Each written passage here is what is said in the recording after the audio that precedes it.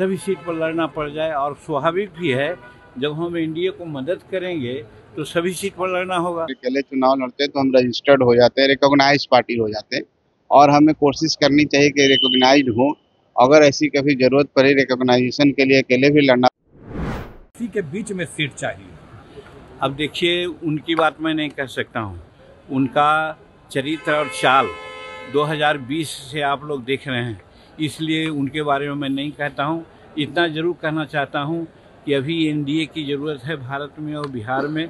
वैसी परिस्थिति में एनडीए कमज़ोर नहीं हो, हर एनडीए के जो अंग है उसको चाहिए कि मदद करें। अच्छा, केरल कांग्रेस ने जो बयान दिया है बीडी और बिहार को लेकर, आप कैसे देखते हैं? वो बहुत अपमानजनक बात किया है, और कांग्रेस वालों को तो लग रहा है कि उनके ज़मीन जो पैर का है सब निकल जा रही है। तो वैसी परिस्थिति में प्रलाप कर रहे हैं। यहाँ प्राइम मिनिस्टर के माँ को और प्राइम मिनिस्टर को उन्होंने भद्दी भद्दी बातें सुनाई, उसी प्रकार से केरल में उनके लोग सुनाए हैं।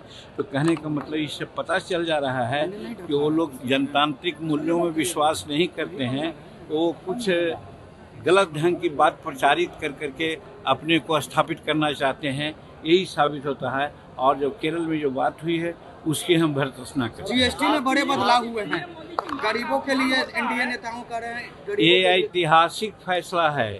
आज हम 46 वर्ष से राजनीति में हैं, इतना बड़ा सौगात गरीबों के लिए कभी नहीं दी गई थी। और ख़ास करके जब दिवाली और दशहरा मनाने जा रहे हैं हम लोग, उस समय आपने देखा है कि जो 28% का स्लैब था और 12% का स्लैब था, उसको कर दिया गया है 18 और 5। और उसमें भी दर्जनों ऐसे जिनिस हैं जिन पर 1 पैसा का भी जीएसटी नहीं लग रहा है, जीएसटी।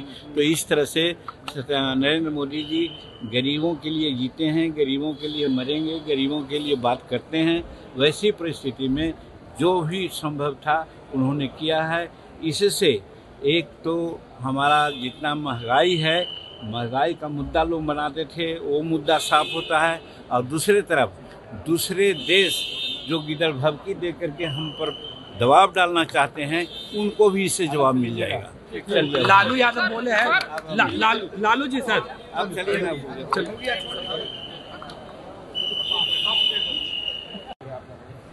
पहले हाल चाल पूछ लीजिए ना। सेलिब्रिटी आ रहे हैं भाई मनोज तिवारी जी, उनसे बात करो ना।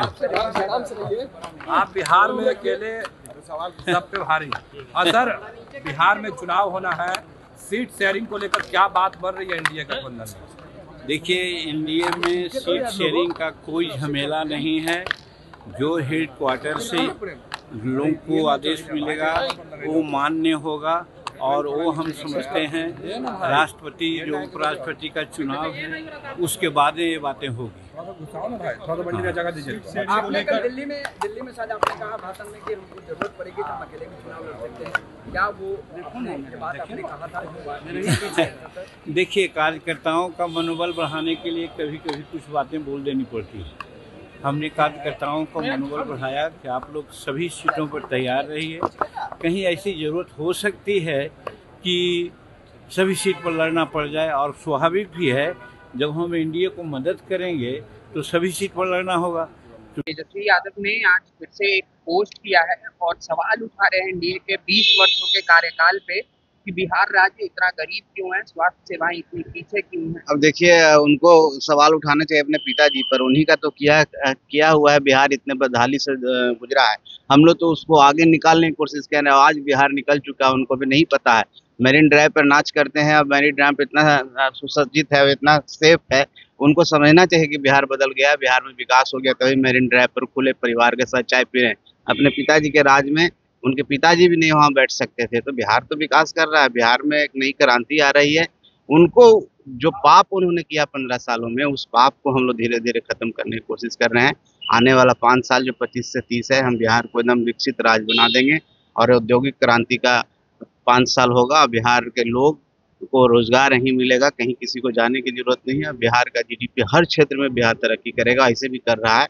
और हम 5 साल में एक समझिएगा कि ऐतिहासिक फैसले होंगे, ऐतिहासिक बदलाव आएगा। विकास की रफ्तार पकड़ चुका है, इस रफ्तार में और स्पीड ट्रेन, जो बुलेट ट्रेन की बात करते हैं, उतने माने तेजी आएगी। और उनको मैं तेजस्वी जी को कहता हूँ कि बिहार में अगर बदलाव नहीं दिखता है तो मेट्रो चालू होने वाला है, मेट्रो में पटना में सफर कर लें, तब उनको बिहार में बदलाव है, विकास है कि नहीं समझ में आ जाए।